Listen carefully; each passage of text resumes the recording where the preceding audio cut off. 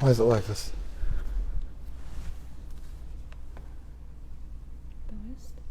That should just be my picture in the front.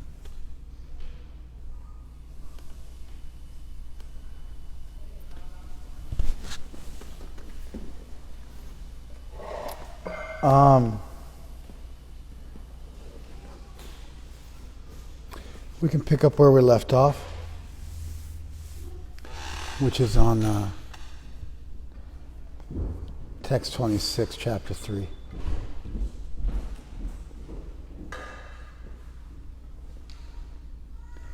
I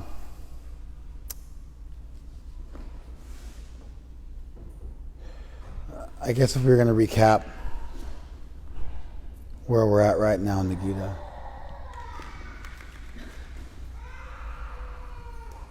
Hang on, we're having some technical difficulties.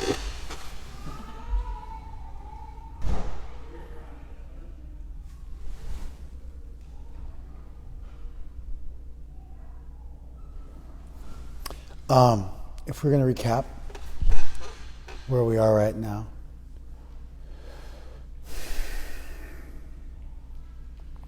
Arjuna's had a really rough day.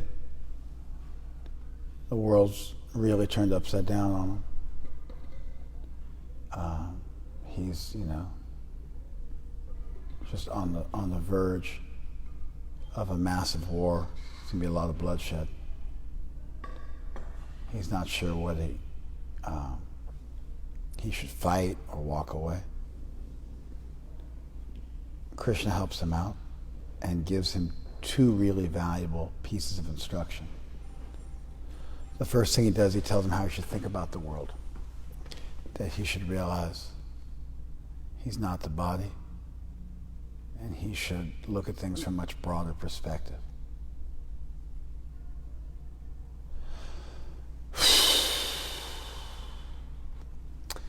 To give you an example of the difference, if you look at things from a broader perspective, George Floyd was murdered on camera in public by one member of the Minneapolis police force along with several accomplices. George Floyd actually knew his murderer. They were bouncers at the same nightclub. Did you know that? He knew it? You're going to repeat what I said? You can walk into class late and then repeat what I say. Sorry.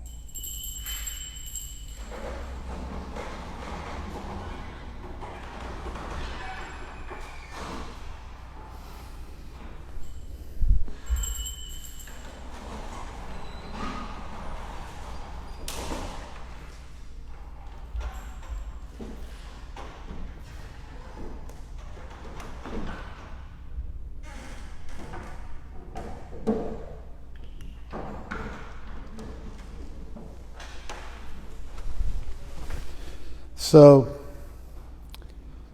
if you focus on what's right in front of you, which I think is important to do, you're watching a corrupt police force murder U.S. citizens in broad daylight with impunity. It's definitely time to take to the streets. You go a little broader, it's not just about George Floyd. It's about 400 years of slavery. And black people not having equal rights forever. I mean, certainly up till today, but their rights they had less rights. Further back you go, they had the less rights they had until they were treated like property. And no reparations were made. Chairman of Black Entertainment, BET, I don't know if he filed a lawsuit, but he called for $14 trillion in reparations. Looking at all the slaves and how much money they've been denied and based on insurance rates and whatever. They came up with the figure $14 trillion. And the country was built on the back of slaves. The country was built on the back of slaves. So, it was like, there's George Floyd, got murdered.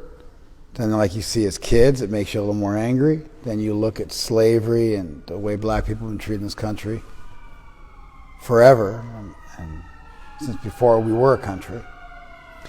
And it gets worse. You get more angry, more upset, more disturbed.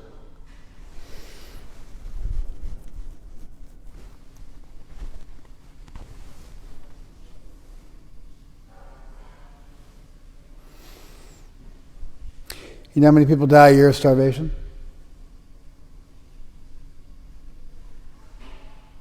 9 million. You know how many people a day that is? It's 25,000. 25,000 people, 365 days a year, die of starvation. You know how many of those are kids? 3.1 million.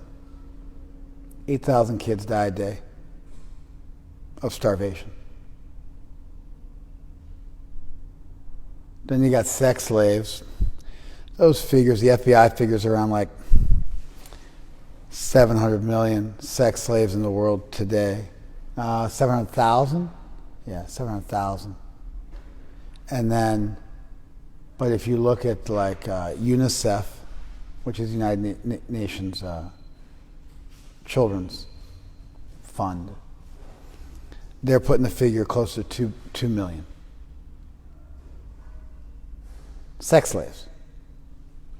Then you got like the forced mutilations, where women are forced to mutilate their genitalia, and you got the forced marriages, and you got bribe burnings, and you got like, there's 1 million too few women in India and China. It's illegal to find out the sex of your baby in India. You'll lose your medical license if you tell somebody the sex of their child when you do an ultrasound. Why? Because parents find out they're having a girl, they want to have a boy, and so they kill the kid. Selective abortion. It's been going on in China for decades. And the result is there's like 1 million too few girls in these two countries. 1 million. Like they just, because they're girls, they got murdered. That's 2 million, but 3 million kids are getting murdered every year from not being able to eat enough food. And you got the sex slaves. I mean, I'm sorry, man. George Floyd, slavery. I mean, do you know how many slaves we brought to the country, the U.S.? I was surprised. I actually dug into statistics a little bit. There were 12 million slaves that were brought across. 2 million of them perished on the middle passage. But only a fraction of those actually came to the U.S., like 5%. 95% of them went to the Caribbean and to Brazil to work on the sugarcane fields. We did cotton. Cotton grows here, a little different climate. We did tobacco. But down south, it was a lot of sugar. Sugar was used to make rum. Rum was a hot commodity.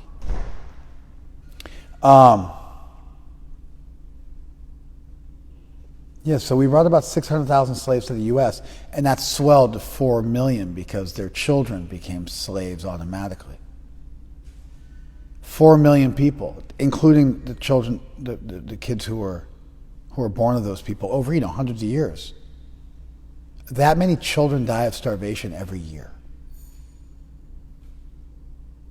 4 million slaves. Hitler did that times 1.5 in 5 years. Not even in 5 years, just a few years.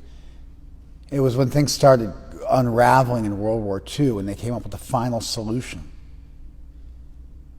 And they marked the Jewish for Sonderhandlung, for special handling. Hitler managed to kill 6 million Jews, half the Jewish population in the world, at that time. In half the population, 50% of the world's Jews. It was either 33 or 50% of the world's Jews died in a period of like 2 years.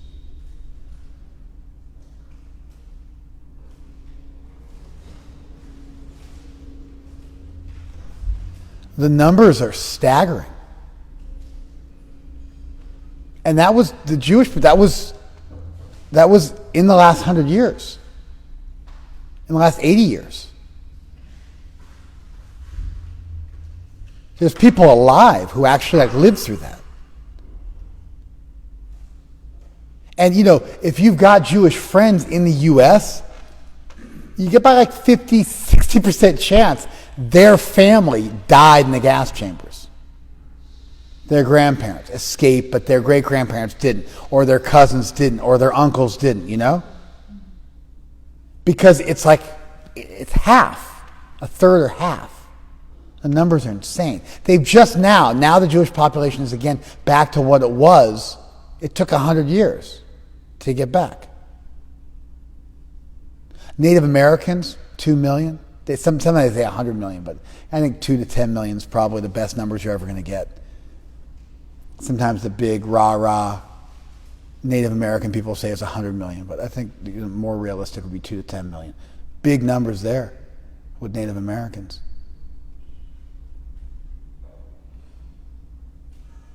Then what do you do? At a certain point, you're just paralyzed. Like, what do you do?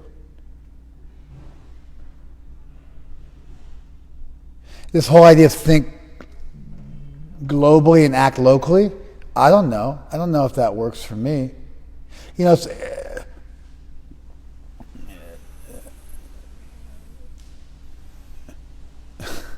Should we ignore starving kids because they're in a different country?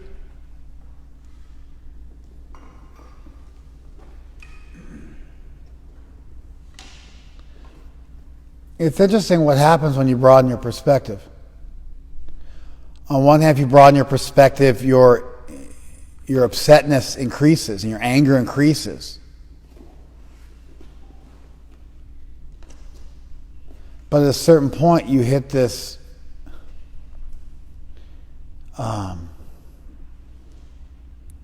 watershed moment, and it just becomes paralyzing.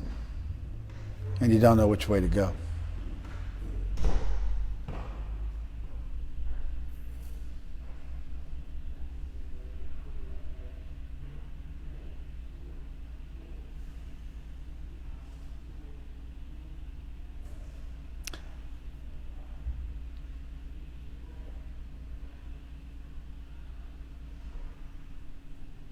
I've watched the video of George Floyd dying a few times just to really try and feel it, sit with it, let it affect me.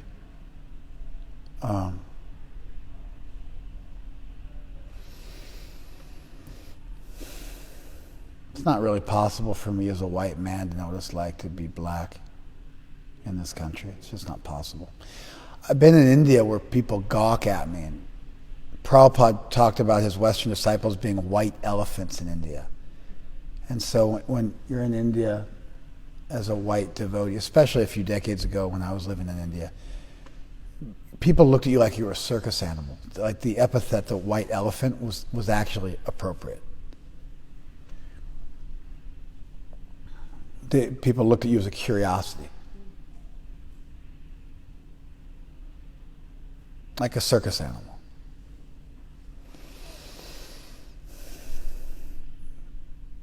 People follow you around, just look at you and point at you and gawk at you like shamelessly. Indians have no sense of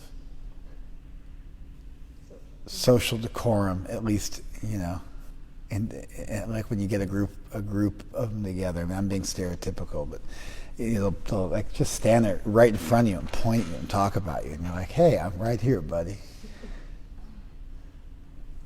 And there's some hatred, some like real xenophobia, and some real like racism and condescension, and it's systemic, it's societal. And Indians are quite racist. Color, like by color, the color of your skin has a pretty big determinant factor on how people are viewed socially in India. Obviously, this isn't a wholesale critique of the Indian subcontinent. There are incredibly saintly people there as well, and everything in between. But, I could go home. I had a whole country of people that I could go home to where I felt like I fit in. So I might not have felt like I fit in there, but I always had the option of going home. A lot of people don't have that option of going home. It's just this is their life. I could have watched American TV and seen people that looked like me on TV. But a few decades ago, you don't know this now. Things have changed in the entertainment industry tremendously, and now the white person is the it's like there's a token white guy in the show, and everybody else is biracial. There's 3 Asian people and 2 gay people, and it's like that now. But it didn't used to be like that. Everybody used to be white, and there was a token people of color. No gay people on TV. That like 30, 40 years ago when I was watching TV, that didn't even exist. Maybe like an art house movie or something like that might treat the subject. But in mainstream media, it was almost non-existent.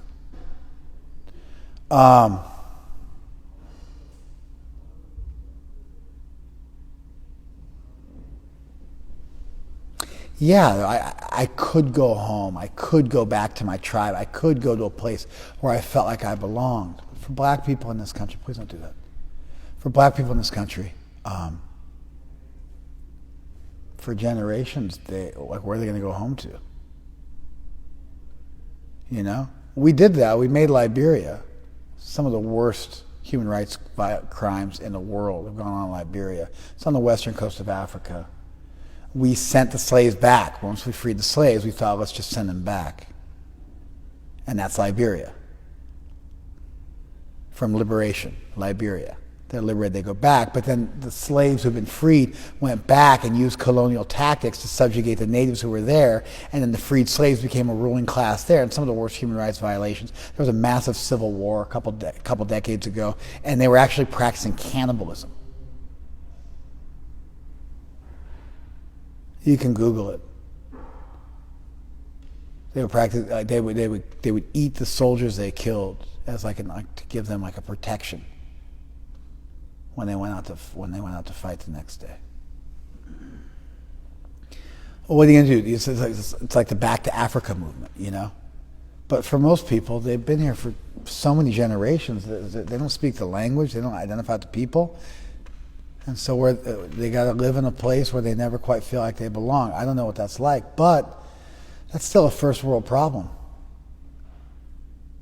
Feeling uncomfortable, feeling like people are always judging you, suffering microaggressions all the time, even blatant racism, having people be killed by police brutality occasionally. Let's say 50 times a year, 100 times a year. These are first world problems. 3 million kids starve to death every year. 8,500 kids a day. 25,000 people. You follow the numbers? In the 10 minutes it took to kill George Floyd, 100 people, 150 people had died of starvation. 50 kids had died of starvation in that 10 minutes. And every 10 minutes subsequently. In the 10 minutes I've been talking, 50 kids have died of starvation.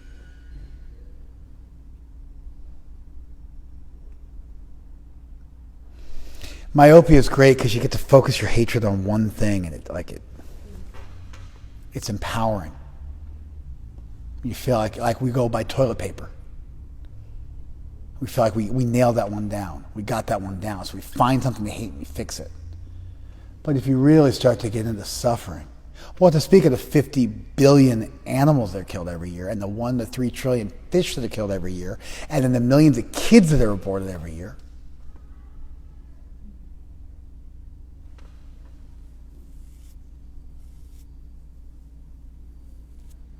I value human life more than animal life.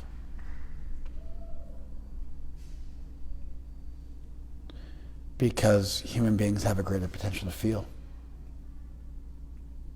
and think and therefore suffer. But it doesn't mean I don't value animal life at all, and that it doesn't deserve to be mentioned in the equation, or that the unborn lives of aborted kids don't deserve to enter the conversation. That's a whole nother one. That's another million a year. That's another million a year. Every year.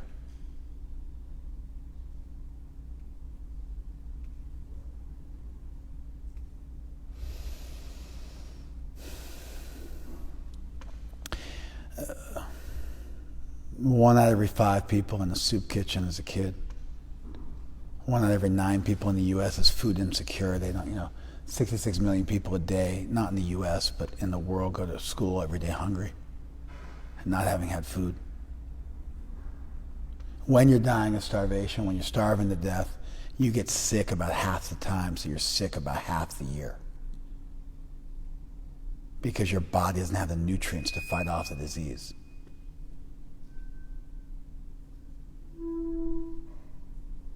I was listening to one lady tell a story. She was, there was this whole, I don't know if you guys remember Darfur. Anyway, Darfur, there's a whole thing. They were coming to a village, cut everybody's arms off, including the kids, so they couldn't fight. Just insane genocide. Central Africa. And people, huge swaths of the country just had to leave. They were just abandoned, had to walk hundreds of miles. There was one woman who was telling a story.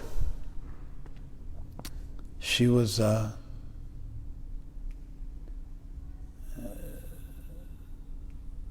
she had to leave one of her kids on the side of the road. She was carrying her 2 kids. They had no water. She was dehydrated. She had 2 kids, like 3 and 5.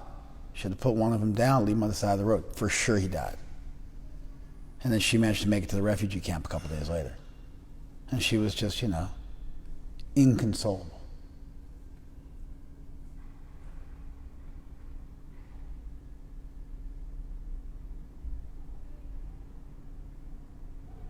We got first world problem in this country, including the black community.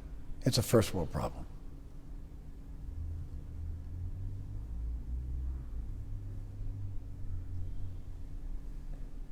You want to really sit down and fathom it? We don't hold a card to people who are starving to death. We're not even in the same conversation.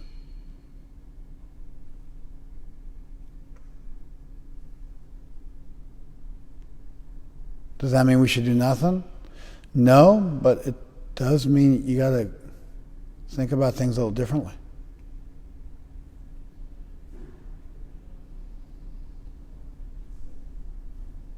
You got to think a little bigger. You think too big, you start to get paralyzed. What are you going to do? You go help this person, you're not helping that person. You do this, you're not doing that. There's costs everywhere you look. There's no way to win it. And you just want to sit down on the side of the road and call it a day, slit your wrists and just I can't do anything. It's too much. No, you numb yourself. Forget about it. Or find somebody to hate.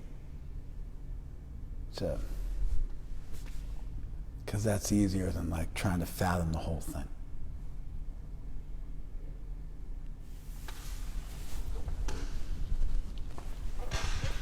I can walk and chew gum. I can feel for George Floyd. I can feel for the black community. I can try to be an ally. And I can think about the bigger picture. That's what I do. I try not to be too myopic and too focused.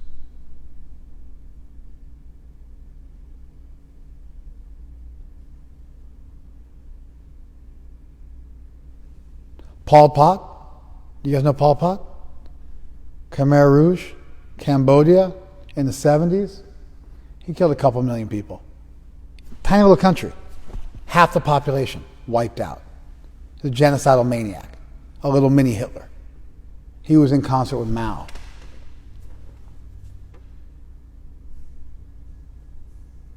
What to speak of Stalin? 20 million. Just the numbers are just... And there's a whole white slave trade that went on with millions of people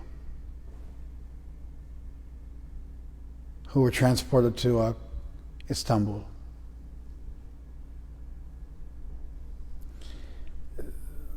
The history of the world is just like trauma after trauma after trauma. I mean, you want to talk about a minority group? I got another one for you. After World War II, the Jewish people went and took over Israel. What happened to all the poor goat farmers there? Do you know the most densely populated place in the world? The most densely populated area on the planet is the Gaza Strip. Because the Jewish people, they took over Israel and they shoved all the Palestinians into little tiny ghettos. And they just keep cramming them in tighter and tighter.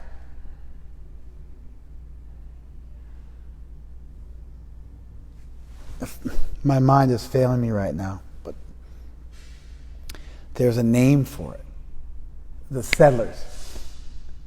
There's Jewish people who make it their point to go outside of Israel and start to buy property in the Palestinian areas to start to further, because when enough of them are there, then it's a suburb, and then the government has to take care of them, and it continues to crush these people. The most densely populated place on planet Earth are the Palestinian ghettos, where they're forced, they're crammed in like sardines, they got nowhere to go. Their land was taken away from them within the last 75 years. And there's millions of them,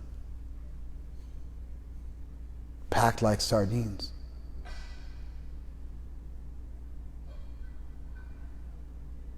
And Israel's armed with teeth, and every time, they try to rise up, they get crushed.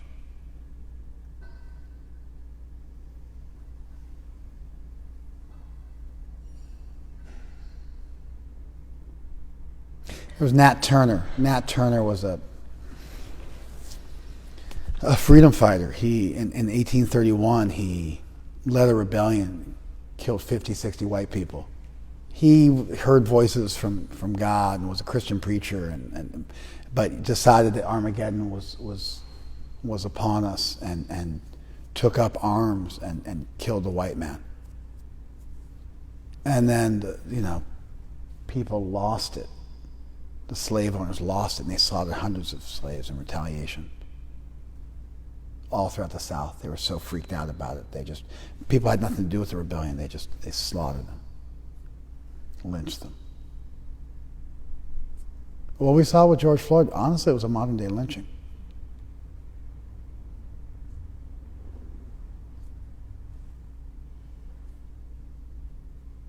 It went beyond Eric Garner. Eric Garner, the cop, was just kind of stupid. Didn't really know what he was doing.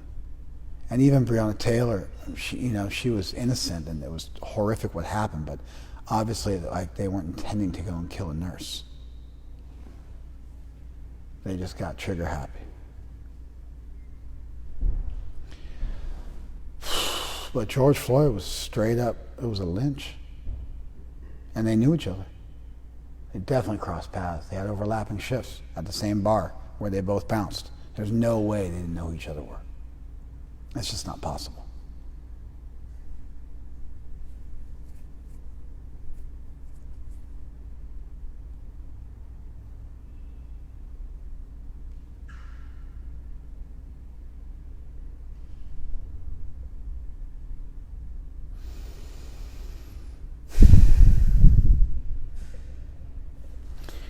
Arjuna had a moment like this, where there was stuff right in front of him, but the ramifications and the back and forth and the possibilities were just endless, and it just spun him out until it was like, what am I supposed to do?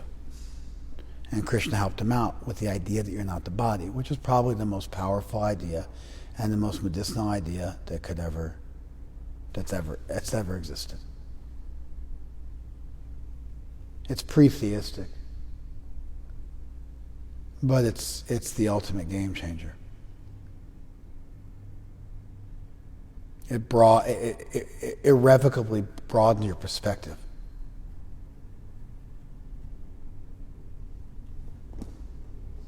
So you can't be narrow-minded. And it makes everything just a whole.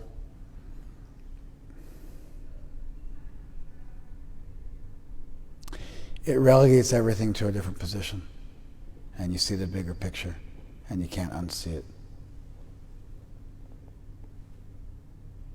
And when you do that, you can do what you got to do in life and suffer through what you got to suffer, and not let it get you down, and hope can spring eternal, and you've got something bigger going on, you've got a bigger yes, and you can deal with whatever the small no's are.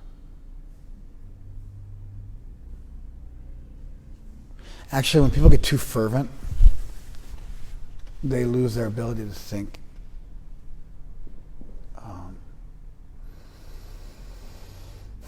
properly. We don't want people on a jury that are biased. Boxers, when boxers get angry, they never make it. It's got to be cold fury. Same thing with any sport.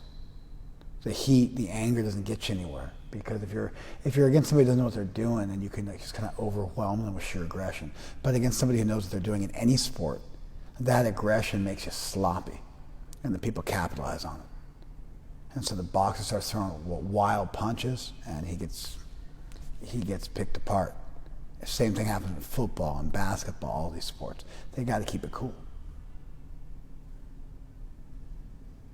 There's too much adrenaline.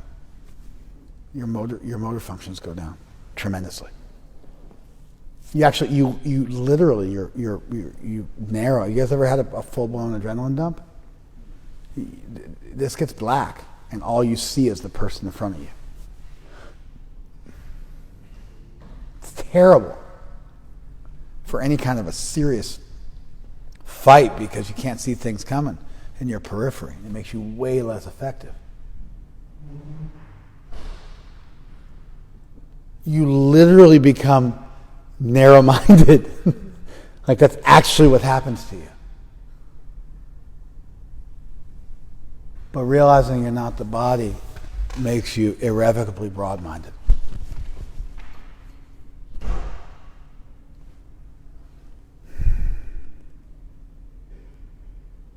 And then you can go back and you can do your duty without being attached to the results, which was his second lesson. And Arjuna couldn't understand this. And so Krishna even said, okay, don't be detached from the results. Just do your duty, just because it's going to make you, and you're going to win. And he gave him another version of doing your duty, which had a reward attached, with the understanding that if you do your duty and you're connected to something bigger, because your duties are outlined in our sacred texts, then now you're connected to the sacred text, and when they start telling you that you're not the body and this and that, that stuff will ruminate and will eventually take hold, and you'll be able to do your duty without being attached to the results eventually.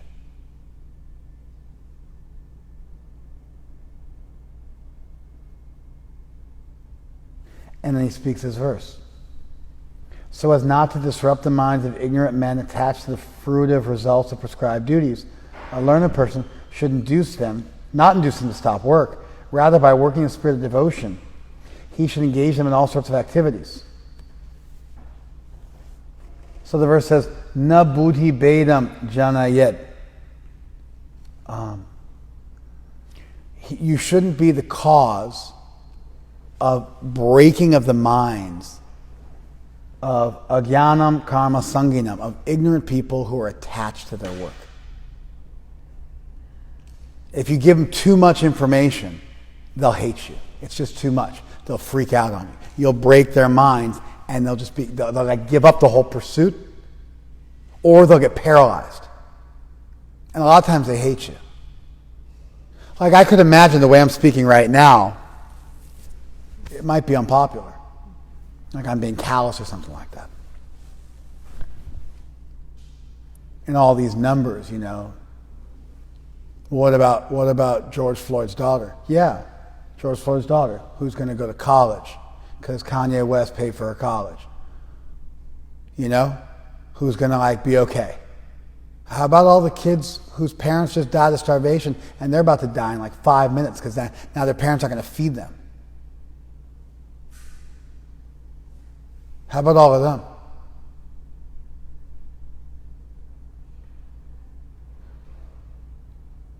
Well, you shouldn't use that one to argue against this one. You're right, and you should use this one to take away from that one.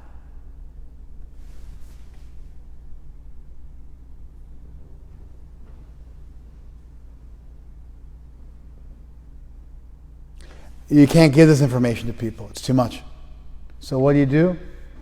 Joshayat sarvakarmani. Make people enjoy their work. Make people enjoy all their work. Vidvan yukta samachan. You behave properly. You behave in a restrained way. You behave properly. You're in knowledge. You make people enjoy their work, and they can gradually become detached, but don't give them too much too quick.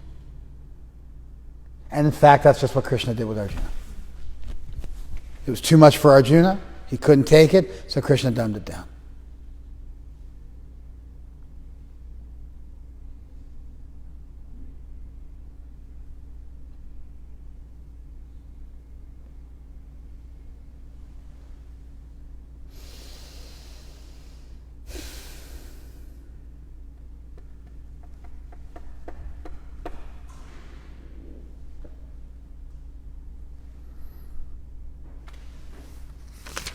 It's interesting how applicable these verses are, isn't it, to current affairs? The Gita is not just about being detached, about how big of a donation you get when you go to somebody's house and you do a program, or how much your 5 o'clock chose to invest with you, or how big your restaurant did, or whether you got the promotion or not, or how many new people signed up for your yoga studio, or how many followers you won on social media, or how many computers you sold, how many lives you touched, or how many people you helped. It's not about just being Zen and when you're in your medical career. It's not just about being Zen during that stuff. It's actually about the heaviest stuff that you're going to encounter in life. It works.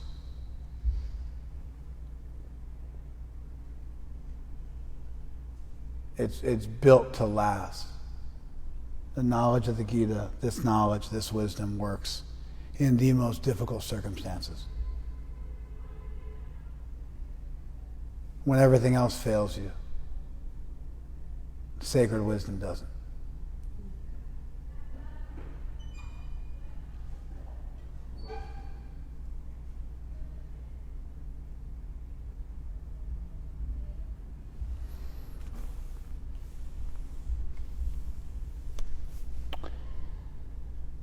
The spirit soul, bewildered by the influence of false ego, thinks himself the doer.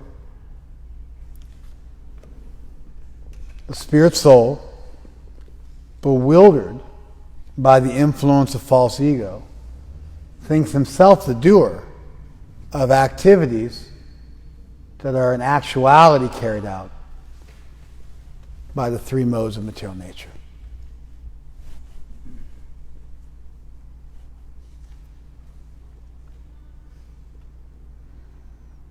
So much of what's happening, so much of what happens in your life is karma. You can't actually change it. You can change how you choose to respond to it, but you can't change it. Your freedom consists of how you're going to deal with stuff. It doesn't always consist of what's being able to control what's going to happen to you. You follow?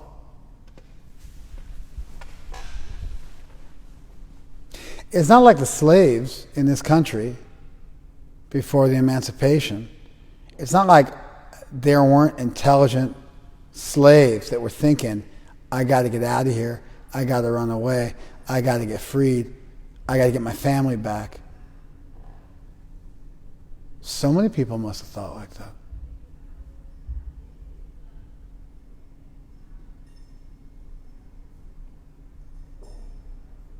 They say most probably more slaves died getting to the slave markets in Africa than actually came on the journey. They got 12 million people on the journey. 2 million died en route. 10 million made it. But more than that died just getting to the slave market. Who wants to be sold into slavery?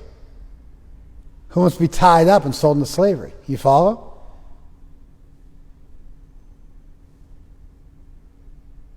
People were running away and breaking ranks and doing everything they could. But there might be the concentration camps. I was sitting with some people last year. Somebody had been raped. Somebody else had been horribly molested. And then somebody else jumped in and said, oh yeah, I'm from Cambodia. I have 10 brothers and sisters. They all got killed by Pol Pot. I'm the last survivor of my tribe. My mother got me out, couldn't get the rest of my family out. All of them died.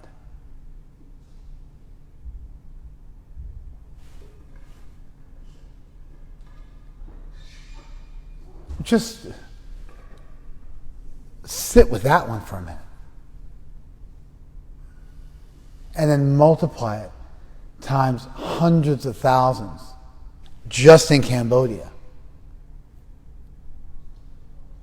Times millions. People sometimes forget this, but Hitler killed just as many gypsies, Romanis, and blacks and gays and whatever, the other groups that he singled out as he did Jews.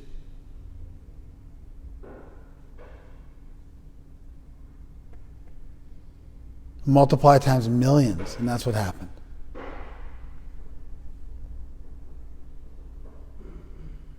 My people, my tribe, the Serbians, came into power after decades of being beaten up with the falling of the Iron Curtain. They took over and they made rape camps. They raped Bosnian and Croatian women to impregnate them with Serbian bloodlines to ruin their bloodline and then send them back. They'd catch the women, they'd put them in these concentration camps, rape them on a regular basis until they got pregnant. Once they detected they were pregnant, they'd release them from the camps to go back to their village in shame, carrying a Serbian child, a half-breed Serbian child. That's what's been done to them, so they continued it. That stuff happened. I was a devotee when that happened. I was a devotee living in India while that went on. That wasn't just in my lifetime, it was in my adult lifetime.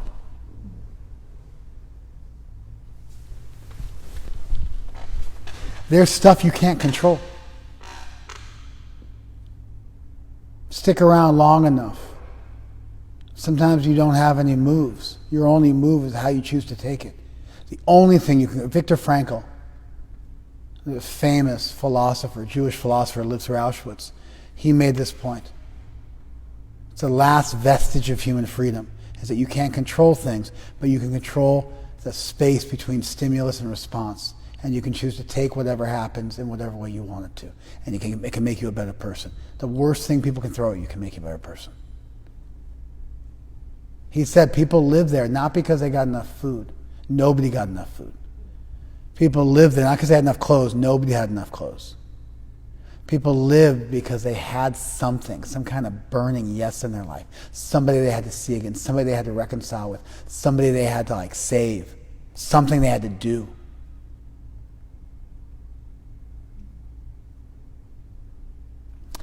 Patanjali makes the point that you can focus on anything you want to, and it can be the focus of your samadhi. You can focus on a point, the tip of a spear, anything. Viktor Frankl actually makes a similar point. It could have been anything. It could have been playing the piano again. You got something that you have to do, so you have to live so you can do it.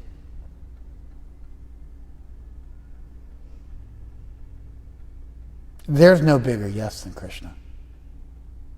And I don't mean Krishna, our sectarian God. I mean Krishna, the supreme, the one without a second, the loving deity. There is no bigger yes. There never will be a bigger yes. That's it. Doesn't get any better. We didn't forget anything. That's it. There's nothing higher. You want the biggest yes that could ever exist? It's God. A beautiful, loving, intimate deity.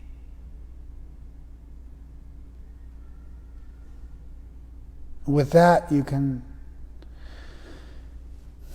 change a few things,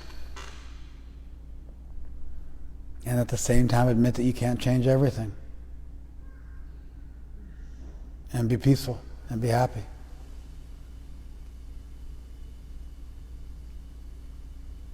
And and you can bring freedom and joy and love everywhere you go.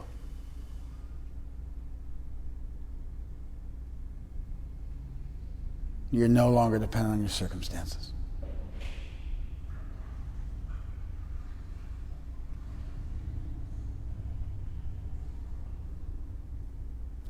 Part of that is admitting that you can't build a better mousetrap and you can't build a Tower of Babel where you're going to figure it all out, and you can't build a stairway to heaven.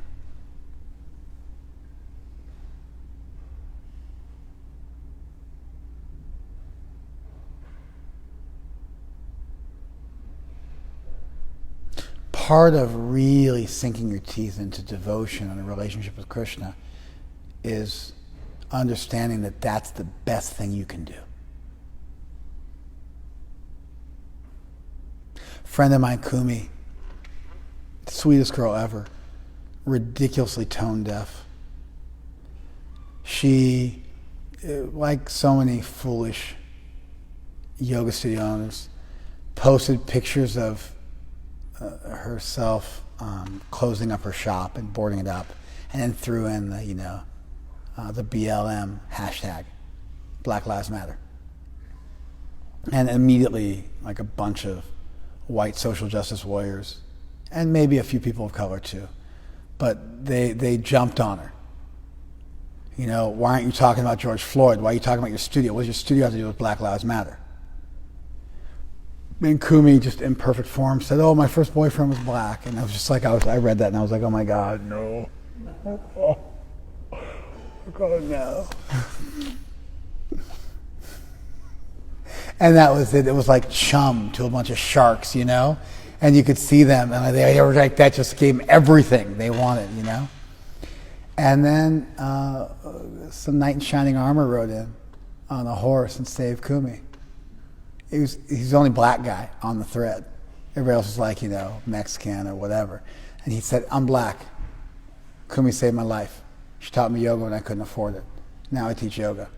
All of you shut up. Don't talk about this woman, or you're going to have a problem with like an angry black man. And I got all day long to deal with you. I don't want to see her another word about this woman. She's a saint." And that was it. Everybody like, "Oh, I'm really glad to hear that." He's like, "Well, she saved my life. What have you done for my people?" Like he just like immediately jujitsu'd on him. And that was it. He was like, and people were just running for cover. Kumi was like practically tried to like jump off a cliff, and this person just saved her.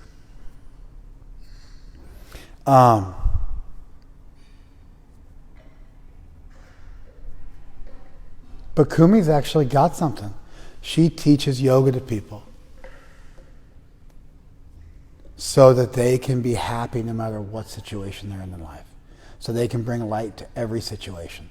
So they can love everybody. So they can find peace. So they can find joy.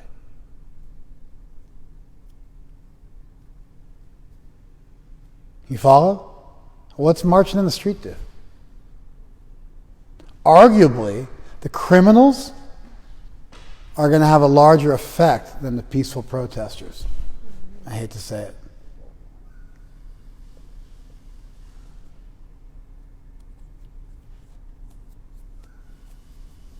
As much as it's not right, as much as they're becoming monsters to fight monsters, or maybe they're just opportunists,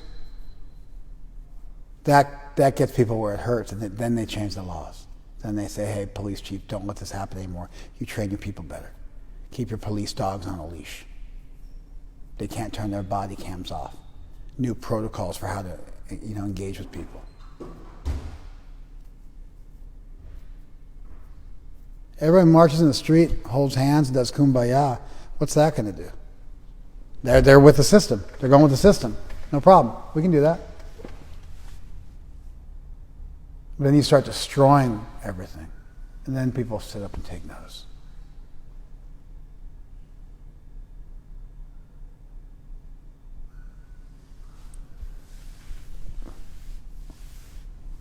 We care. We're trying to help people.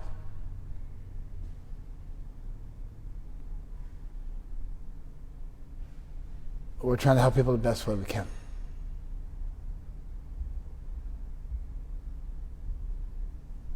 It's not cheap. Changing somebody's heart, it takes time, a lot of blood, sweat, and tears. But if you can do that successfully, they can bring sunshine wherever they go.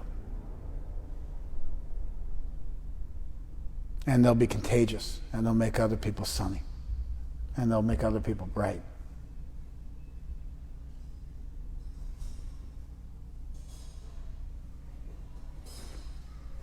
Krishna's making this point that you have to really embrace the reality that there are a lot of things in this world you will not be able to change.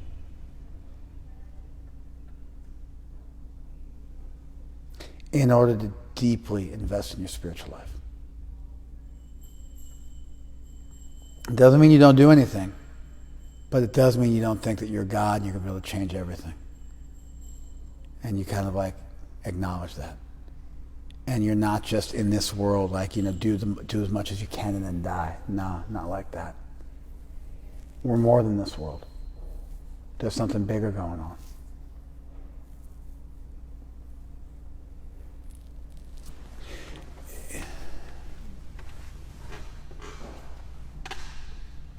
You look at it, and it's like you look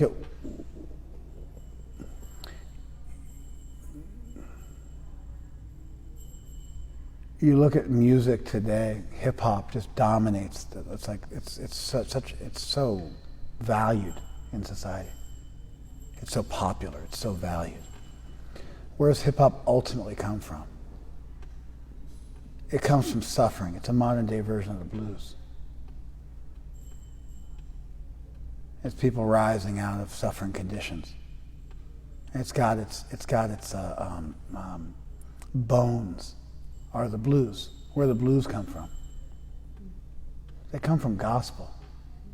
Where does gospel come from? It comes from Christianity. You took a group of people who were enslaved. There was chattel slavery. They were property.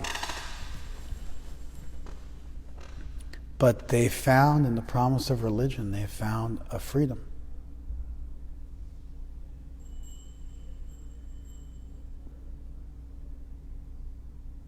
That nobody could take away. That's still true. You're rich, you're poor, you're free, you're not. Everybody dies. And it's all gone in 5 seconds.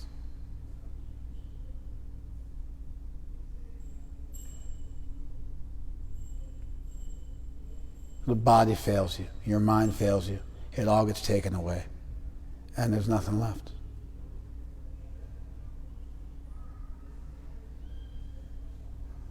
This idea of spirituality, this idea that like there's something higher, there's something bigger, you're more than this world. It is the most powerful, dangerous, liberating, freeing idea that has ever existed. It is the key.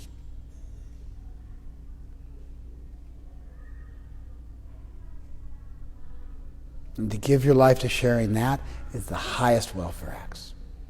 It's the highest welfare act. It's the highest calling. And we shouldn't be ashamed of it. We may not be able to say it like this all the time. We may not be able to put it in people's faces, but we should have this confidence. We might have to learn how to speak better. But we should have this confidence.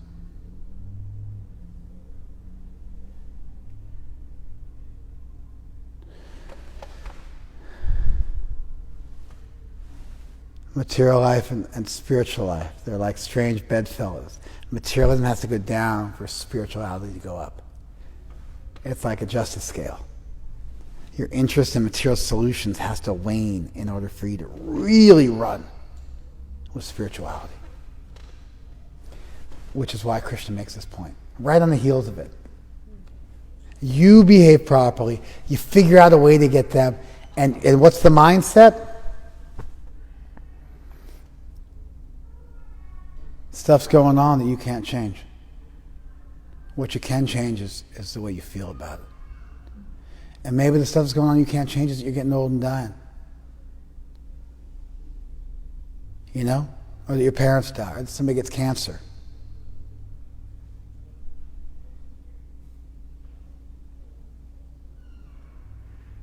Or that you're out of work.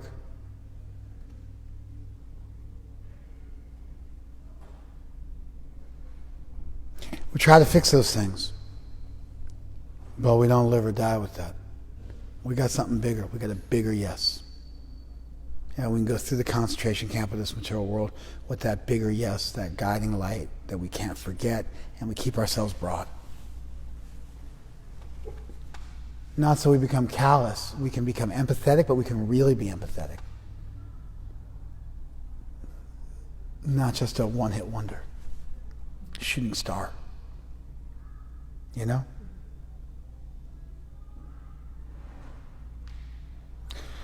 I'm done. Where are we at time-wise? About 3 more minutes. Someone wants to chime in. We got 3 minutes. I'm interested in hearing.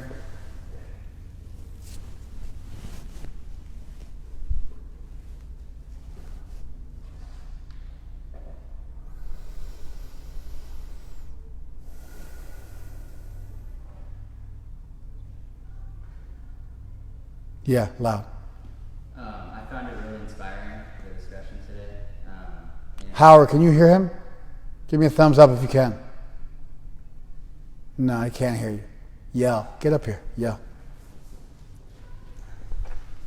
I found the discussion very inspiring today, and it helps to put things in perspective and to give me some even more motivation on like what I should be doing and what I can be doing and what to focus on, because I've had a similar doubts about the value of some of the stuff that's happening, and wondering what I can and should be doing. And so this discussion was very timely and inspiring. It's like everybody's got to stay in their lane. If you're a doctor and you want to really help people, then you go to work and you help people. You got to figure out where you can do the greatest good. Krishna's actually going to mention that. The next teaching is do your duty. Be attached to doing your duty. Don't be attached to doing somebody else's duty. Understand who you are, how you're made, what you're made to do, and do that. And be dedicated to that. He's got a whole thing. We got hung up here on these couple of verses, but it's very beautiful. It's like it's a whole evolution through action, a conscious evolution through doing your duty, and not jumping, digging one dell 100 feet deep and getting that water. Instead, digging 100 wells 1 foot deep, and you can never figure out why you can't get water. You understand?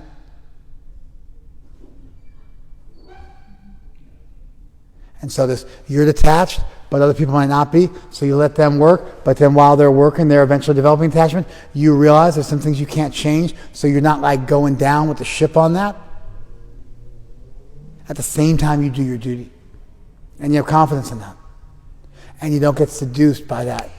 Grass is green on the other side. I'm always going to move.